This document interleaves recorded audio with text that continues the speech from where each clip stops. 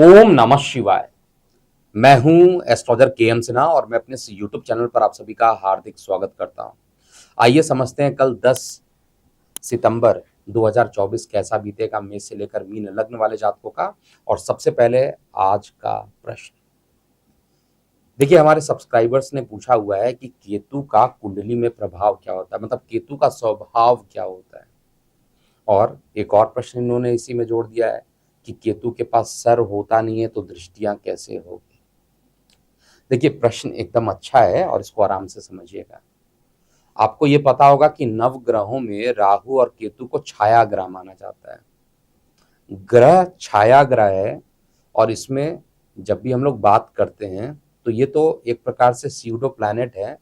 और ये हमने फेस बनाया, मतलब जो धड़ बनाया उसको केवल राहु को बताते हैं और जो पूरी शरीर है सर को छोड़कर वो केतु बन जाता है। लेकिन जब हम ग्रह बोलते हैं, प्लैनेट बोलते हैं, तो उसका कुछ ना कुछ इफेक्ट होता है और इफेक्ट जो होता है विदाउट दृष्टि के नहीं हो सकता है। इसलिए कई ज्योतिषाचार्यों को मैंने देखा है वो केतु के दृष्टियों को नहीं काउंट करते हैं, लेकिन गलत है।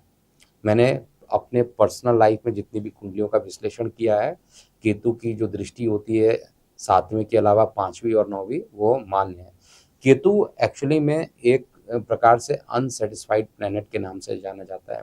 जिस भाव में बैठ जाए उस भाव से संबंधित रिलेटिव्स, उस भाव से संबंधित जितने भी फल होते हैं उससे आपको अनसेटिस्फाइड करा देगा। और इसका प्रभाव अलग अलग जल तत्व में अलग देखने को मिला है, वायु तत्व में अलग, अग्नि तत्व में एकदम ये भड़क जाता है पूरे तरीके से। तो अलग अलग प्रभाव रहता है इसका। तो हम लोग बात करेंगे केतु जो होता है, जिस भाव में रहेगा उस भाव से संबंधित रिलेटिव से आपका अलगाव हो जाएगा या उस भाव से संबंधित जितनी भी चीजें उससे अलगाव कर देगा।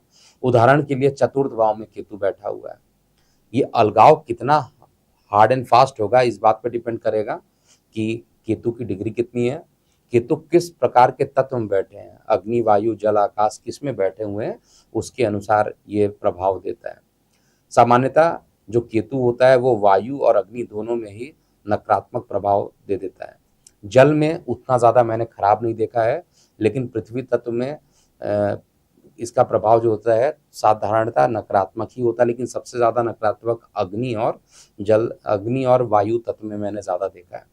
तो केतु उदाहरण के लिए चतुर्थ भाव में बैठ रहा है, तो चतुर्थ भाव माता का भाव है, तो माता से आपका अलगाव करा देगा।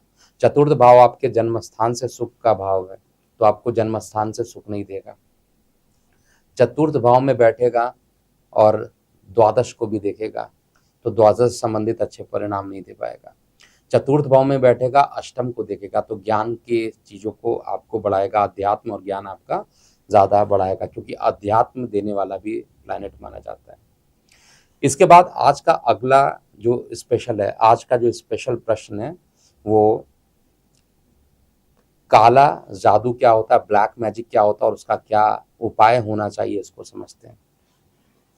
देखिए, साधारणतः जब किसी का काम नहीं बनता है और आदमी मानसिक रूप से परेशान है, नींद नहीं आ रही है, जॉब ढूंढ रहा है, जॉब नहीं मिल पा रही है, स्वास्थ्य भी मतलब पूरा आपने ब्लड टेस्ट करा लिया, एक्सरे करा लिया, एमआरआई करा लिया, सब कुछ कर लिया, लेकिन किसी में कोई परेशानी नहीं मिल रही है, तो लोगों को ये एहसास होने लगता है कि भाई किसी ने किसी के ऊपर कुछ करा दिया है, जिसको हम लोग ब्लैक मैजिक या काला जादू के नाम से जानते हैं। लेकिन सामान्यतः जो काला जादू अगर हम लोग वर्ड यूज कर रहे हैं, काला जादू एक्चुअली में ज्योतिषीय रूप से चंद्रमा के बुरे प्रभाव में होने के कारण होता है। जिनकी कुंडली में चंद्रमा प्रभावित रहेगा और किस तरीके से पाप ग्रहों से दृष्ट हो, युक्त हो, पाप ग्रहों के नक्षत्र में जाकर बैठे या युक्त हो जाए, तो ऐसे कंडीशन में लोगों को उनकी दशा अंतर प्रत्यंतर दशा में काफी परेशानियों का सामना करना पड़ता है। इसी को काला जादू कहते हैं। आज के डेट में सच पूछिए तो काला जादू जो है पूरे तरीके से कोई नहीं कर पाता है, और उसके पीछे रीजन क्या है कि हम मन से ज्यादा सोचते हैं। अगर आप 10 दिन सोच लीजिए किसी के बारे में कि ये आपके लिए खराब है, तो हमेशा खराब ही आपको दिखाई देगा। 10 दिन सोच लीजिए कि जो अच्छा है आपके सामने, तो आपका मानसिक स्थिति ऐसी हो जाएगी कि आप उसको कभी खराब नहीं कह सकते। तो काला जादू एक्चुअली में कहा जाए ज्योतिष में बस चंद्रमा का बुरा प्रभाव होता है और कुछ नहीं है। और इसका उपाय भी होता है कि अगर चंद्रमा पीड़ित है तो चंद्रमा को स्ट्रांग बनाना है। ओम नमः शिवाय का जाप करने से प्रतिदिन किसी प्रकार के काला जादू जो होता है वो खत्म हो जाता है। और इसके अलावा कुछ और भी टोटके होते हैं, किसी और दिन मैं बताऊंगा, उसको भी आप कर सकते हैं। फिलहाल हम बात करने वाले हैं कल 10 सितंबर 2024 कैसा बीतेगा, और कल के पंचांग से हम स्टार्ट करते हैं। कल का दिन कैसा पूरा रहने वाला, आइए हम इसको समझते हैं। कल भाद्रपद शुक्ल पक्ष की सप्तमी तिथि रहेगी, और ये सप्तमी तिथि 11:12 रात्रि तक रहेगा। उसके बाद अष्टमी तिथि होगी। नक्षत्र होगा अनुराधा 8:04 रात्रि तक। उसके बाद ज्येष्ठा नक्षत्र में चंद्रमा का गोचर होगा। योग होगा विषकुंभ 12:30 प्रातः काल तक। उसके बाद प्रीति योग, और करण होगा गर करण 10:38 प्रातः काल। उसके बाद वाणिज्य करण 11:12 रात्रि तक रहेगा। कल राहु काल 3:30 से लेकर संध्या काल 5 बजे तक रहेगा। उत्तर दिशा में यात्रा करना वर्जित है, दिशाशूल लगेगा। और कल चंद्रमा वृश्चिक राशि में गोचर करेंगे। तो आइए हम समझते हैं प्रत्येक लग्न वाले जातकों पर कल का कैसा प्रभाव होगा। प्रारंभ करते हैं मेष लग्न से।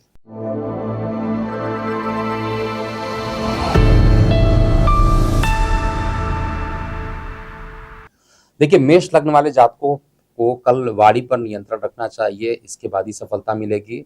और आप किसी प्रकार का साहसिक निर्णय लेंगे और उत्साह से भरपूर रहने वाले हैं। कार्य क्षेत्र में कहा जाए तो आपको सफलता मिलेगी, और काम के सिलसिले में किसी प्रकार की यात्रा भी आपको कल के दिन करनी पड़ सकती है। अगर आप नौकरी करते हैं तो नौकरी में अधिकारियों से किसी प्रकार का मतभेद हो सकता है, इसलिए सावधान पूरे तरीके से रहिएगा। दाम्पत्य जीवन हालांकि सुखमय रहने वाला है, और कल के दिन रुका हुआ कोई काम है उसके पूरा होने की संभावना भी मैं चेक कर पा रहा हूँ। स्पीडोमीटर 84% आपके पक्ष में दिखाई दे रहा है, और कल का जो शुभ अंक है वो 6, और शुभ रंग लाल बनता है। उपाय भी जरूर नोट कीजिएगा। कल के दिन भगवान श्री कृष्ण की पूजा कीजिए, और श्री कृष्ण चालीसा का अगर आप पाठ कर सकते हैं तो आपके लिए अच्छा रहेगा। अब हम बात करते हैं अगले लगन के लिए, वृषभ लगन के लिए।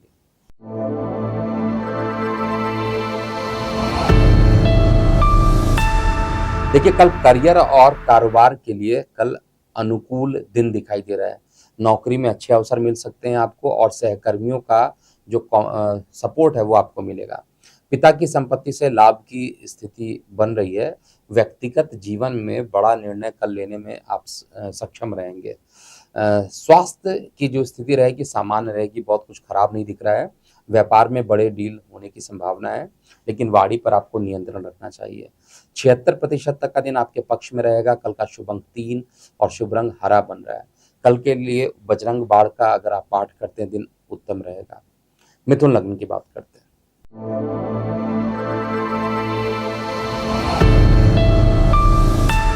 देखिए, कल का दिन आपके लिए सुखद रहेगा। योजनाओं से आपको लाभ भी मिलेगा, और बिजनेस में आपको अच्छी कमाई भी होगी। संतान के स्वास्थ्य में सुधार होगा। बैंक से लोन लेने में सफलता भी कल के दिन मिल सकती है, और खर्चों पर कल नियंत्रण रखना चाहिए। अधिकारी वर्ग से किसी प्रकार का मतभेद बढ़ सकता है। व्यापार में सामान्य स्थिति रहने वाली है। 89% तक का समय आपके पक्ष में रहने वाला है। कल का शुभ अंक 1 और शुभ रंग क्रीम बनता है। उपाय के लिए कल के दिन भगवान गणेश जी की पूजा कीजिए, और उनको दूर्वा अर्पित कीजिए, दिन अच्छा बीतेगा। अब हम अगले लग्न की बात करते हैं, कर्क लगन।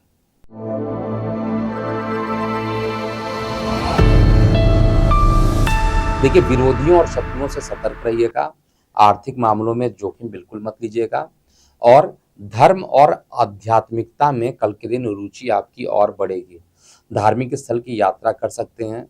भौतिक सुख सुविधाओं पर खर्च बढ़ने वाला है। महत्वपूर्ण निर्णय लेने के लिए समय आपके लिए अच्छा है।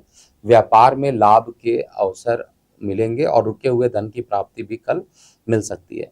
83% तक का दिन आपके पक्ष में रहने वाला है। कल का शुभ अंक 5 और शुभ रंग मैरून बनता है। उपाय के लिए भगवान सूर्य नारायण को अगर आप अर्घ्य दे देते हैं तो दिन आपके लिए अच्छा रहेगा। सिंह लग्न की बात करते हैं।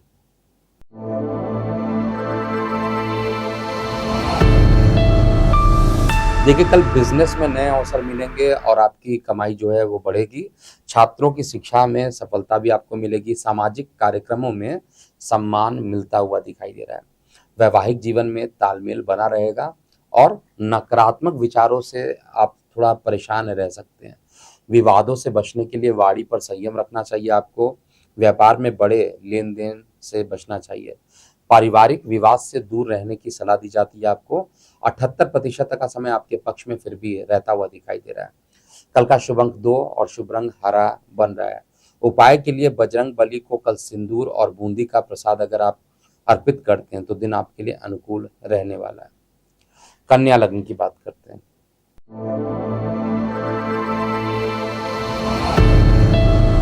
देखिए, कल के दिन करियर में सफलता मिलेगी, आर्थिक योजना जो है सफल रहेगी।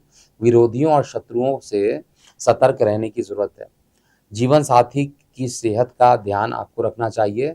महत्वपूर्ण काम खुद करें और दूसरों पर निर्भर ना रहें कल के दिन। नौकरी के लिए कल का दिन अच्छा है। व्यापार में बड़ा निवेश आप कर सकते हैं। सामाजिक और पारिवारिक क्षेत्र में सम्मान आपको मिलेगा। 81% तक का दिन आपके पक्ष में रहने वाला है। कल का शुभ अंक 2 और शुभ रंग ग्रे बनता है। उपाय के लिए गणेश भगवान को लड्डू का अगर भोग लगाते हैं तो दिन काफी अच्छा रहने वाला है। तुला लग्न की बात करते हैं।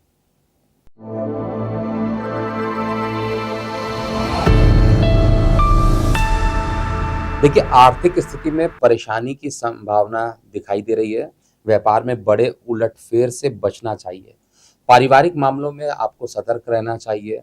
अगर आप लोन इत्यादि के लिए प्रयास कर रहे हैं तो कल का दिन आपको सफलता मिल सकती है। सामाजिक और राजनीतिक क्षेत्र में प्रभाव आपका बना रहेगा। धार्मिक यात्रा का योग है। आध्यात्मिक ऊर्जा आप महसूस कर सकते हैं। विवादों से बचने के लिए वाणी पर आपको नियंत्रण रखना चाहिए। आपका दिन कल 85% तक आपके पक्ष में रहेगा। कल का शुभ अंक 9 और शुभ रंग पीला बन रहा है।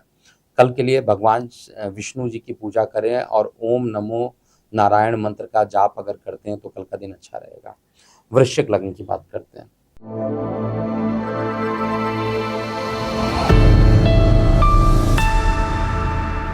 कल के दिन व्यापार में लाभ होगा। व्यापारिक यात्राएं सफल रहेंगी। संतान के विवाह में किसी प्रकार की जो बाधाएं थी वो दूर होंगी। वाहन चलाते समय सावधान रहें। दुर्घटना का योग बनता है। मानसिक तनाव और परेशानियों का सामना भी कल करना पड़ सकता है। किसी प्रकार के अगर मतलब ऐसे लोगों से दूरी रहिए जिनसे आपको संदेह हो कि वो कार्य में परेशानी करेंगे। और कल का दिन दाम्पत्य जीवन में थोड़ी परेशानी वाला रहेगा।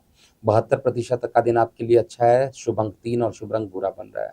उपाय के लिए हनुमानाष्टक का पाठ अगर आप करते हैं तो आपके लिए कल अच्छा रहने वाला है। धनु लग्न की बात करते हैं। कल के दिन शिक्षा और ज्ञान प्राप्ति में रुचि बढ़ेगी। प्रतियोगिता में आपको सफलता मिलेगी। पारिवारिक सहयोग मिलेगा। ससुराल पक्ष से लाभ होगा। पिता की स्वास्थ्य की चिंता आपको कल ज़्यादा सता सकती है। नौकरी में सुचारू रूप से काम आपका चलेगा। वाहन चलाते समय सावधान रहें। दुर्घटना का खतरा जो है वो बना रहेगा। दिन 88% तक आपके पक्ष में रहने वाला है। कल का शुभ अंक 3 और शुभ रंग सफ़ेद बनता है। उपाय के लिए कल के दिन श्री विष्णु चालीसा का अगर आप पाठ करते हैं दिन आपके लिए फेवर में रहने वाला है। मकर लग्न की बात करते हैं।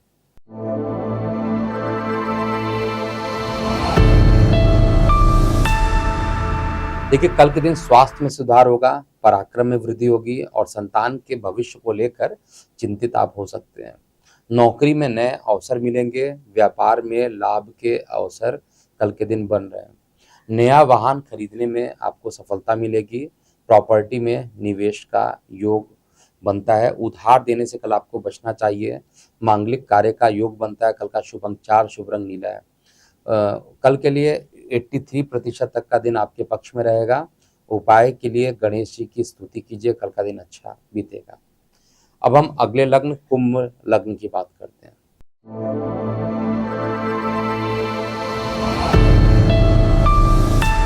देखिए, कल स्वास्थ्य में काफी उतार चढ़ाव देखने को मिलेगा। पुराने और रुके हुए कार्य के पूरे होने की संभावना है। भाई बहनों से आपको सहयोग मिलेगा। रचनात्मक कार्यों में सफलता भी कल के दिन मिलेगी। भावुकता में आकर कोई भी निर्णय कल के दिन नहीं करना चाहिए। यात्रा का योग है, सतर्क रहिएगा और आर्थिक लाभ भी आपको मिलेगा। पैतृक संपत्ति में अधिकार मिलने वाला है और 73% आपके पक्ष में समय रहने वाला है। कल का जो शुभ अंक है वो 7 और शुभ रंग स्लेटी बन रहा है।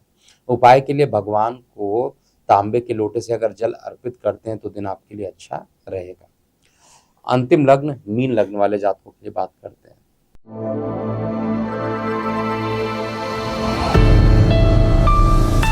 देखिए, कल के दिन कार्य क्षेत्र में उन्नति के अवसर मिलेंगे, संतान पक्ष से शुभ समाचार मिल सकता है और व्यापार में लाभ होगा।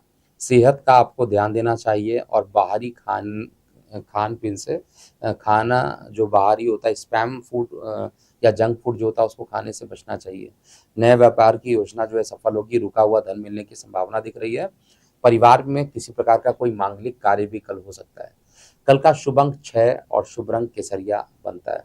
उपाय के लिए आपको कल का ओवरऑल स्पीडोमीटर 91% आपके पक्ष में है। उपाय के लिए गणेश चालीसा का पाठ कीजिए, दिन अच्छा रहेगा। तो ये था पूरा मेष से लेकर मीन लग्न वाले जातकों के लिए कल 10 सितंबर 2024 कैसा बीतेगा। अभी के लिए इतना ही। मैं हूँ एस्ट्रोलॉजर के एम सिन्हा। ओम नमः शिवाय।